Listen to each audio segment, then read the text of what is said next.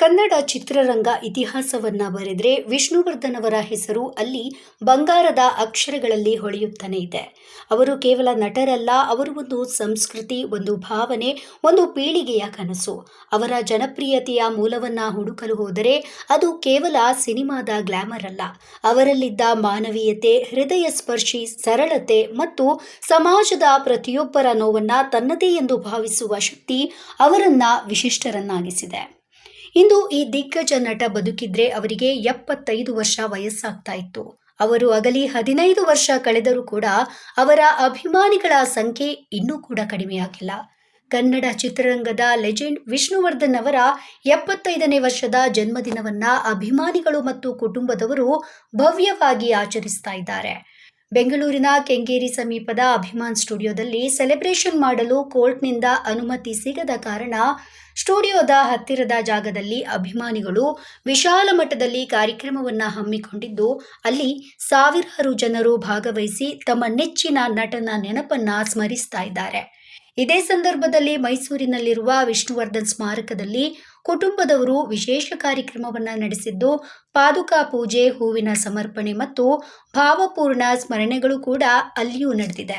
ಈ ಎರಡೂ ಉತ್ಸವಗಳಿಗೆ ಸಮಾನವಾಗಿ ಮತ್ತೊಂದು ಪ್ರಮುಖ ಬೆಳವಣಿಗೆ ಕೂಡ ನಡೆದಿದೆ. ನಟ ಕಿಚ್ಚ ಸುದೀಪ್ ಅವರ ನೇತೃತ್ವದಲ್ಲಿ ಪ್ರಸ್ತಾಪಿತ ದರ್ಶನ ಕೇಂದ್ರದ ನೀಲಿ ನಕ್ಷೆಯನ್ನ ಅಧಿಕೃತವಾಗಿ ಬಿಡುಗಡೆ ಮಾಡಲಾಗಿದೆ.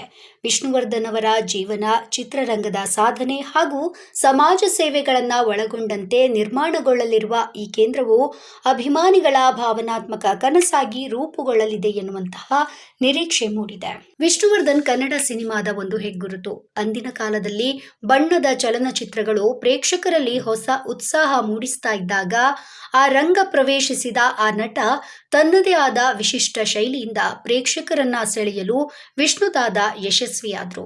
ಅವರ ಅಭಿನಯದಲ್ಲಿ ಕಂಡುಬರುವ ತೀವ್ರತೆ, ಪಾತ್ರಗಳಿಗೆ ಜೀವ ತುಂಬುವ ಶಕ್ತಿ, ನಿಖರವಾದ ಹಾವಭಾವಗಳು ಅವರನ್ನ ಬೇರೆ ನಟರಿಗಿಂತ ವಿಭಿನ್ನವಾಗಿಸಿದ್ವು. ಅವರು ಕೇವಲ ಹೀರೋ ಮಾತ್ರವಲ್ಲ, ಸಮಾಜದ ನಾಡಿಯನ್ನೇ ಹಿಡಿದ ಕಲಾವಿದರಾಗಿದ್ರು.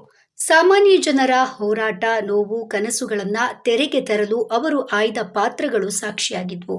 ನಾಗರಹಾವು ಮೂಲಕ ಪಯಣವನ್ನು ಆರಂಭಿಸಿ ಭೂತಯ್ಯನ ಮಗ ಅಯ್ಯು, ಮುತ್ತಿನ ಹಾರ, ಬಂಧನ, ಯಜಮಾನ, ಸಿಂಹಾದ್ರಿಯ ಸಿಂಹ, ಆಪ್ತಮಿತ್ರ ಸೇರಿದಂತೆ ನೂರಾರು ಚಿತ್ರಗಳ ಮೂಲಕ ಜನಮನಗಳಲ್ಲಿ ಅಚ್ಚಳಿಯದ ಗುರುತನ್ನ ಮೂಡಿಸಿದ್ದಾರೆ. ಅವರ ಜನಪ್ರಿಯತೆ ಹಿಂದೆ ಕೇವಲ ನಟನೆಯ ಶಕ್ತಿಯಷ್ಟೇ ಅಲ್ಲ, ವ್ಯಕ್ತಿತ್ವದ ಭಾವನೆ ಕೂಡ ದೊಡ್ಡ ಕಾರಣವಾಗಿತ್ತು. ಸರಳತೆ, ಸಹಜತೆ ಮತ್ತು ಸಾಮಾಜಿಕ ಹೊಣೆಗಾರಿಕೆ ಅವರ ಬದುಕಿನ ಪ್ರತಿಯೊಂದು ಹೆಜ್ಜೆಯಲ್ಲೂ ಕೂಡ ಗೋಚರಿಸ್ತಾ ಇತ್ತು. ಅಭಿಮಾನಿಗಳನ್ನ ಕೇವಲ ಪ್ರೇಕ್ಷಕರಂತೆ ನೋಡದೆ ಕುಟುಂಬದ ಸದಸ್ಯರಂತೆ ನೋಡಿಕೊಂಡ ಅವರು ಅಭಿಮಾನಿ ಸಂಘಗಳ ಮೂಲಕ ಅನೇಕ ಸಾಮಾಜಿಕ ಕಾರ್ಯಗಳನ್ನ ಹಮ್ಮಿಕೊಂಡಿದ್ರು. ವಿಷ್ಣುವರ್ಧನ್ ಅವರಲ್ಲಿ ಜನತೆ ಕಂಡಿದ್ದು ನಟನನ್ನ ಮಾತ್ರವಲ್ಲ, ನಾಯಕತ್ವವನ್ನ, ಬದುಕಿನ ದಾರಿ ತೋರಿಸುವ ವ್ಯಕ್ತಿಯನ್ನ.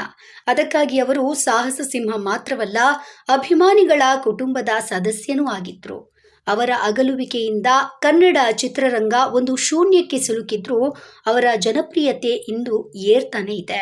ಪ್ರತಿ ವರ್ಷ ಅವರ ಹುಟ್ಟುಹಬ್ಬದಂದು ನಡೆಯುವ ಭವ್ಯ ಸಮಾರಂಭಗಳು, ಅವರ ಸ್ಮಾರಕದತ್ತ ಹರಿಯುವ ಜನಸಾಗರವೇ ಇದಕ್ಕೆ ಸಾಕ್ಷಿ. ಒಟ್ಟಾರೆ ವಿಷ್ಣುವರ್ಧನ್ ಕೇವಲ ನಟರಲ್ಲ, ಕನ್ನಡದ ಜನಮನಗಳಲ್ಲಿ ಶಾಶ್ವತವಾಗಿ ನೆಲೆಸಿರುವ ಅಜರಾಮರ ವ್ಯಕ್ತಿತ್ವ.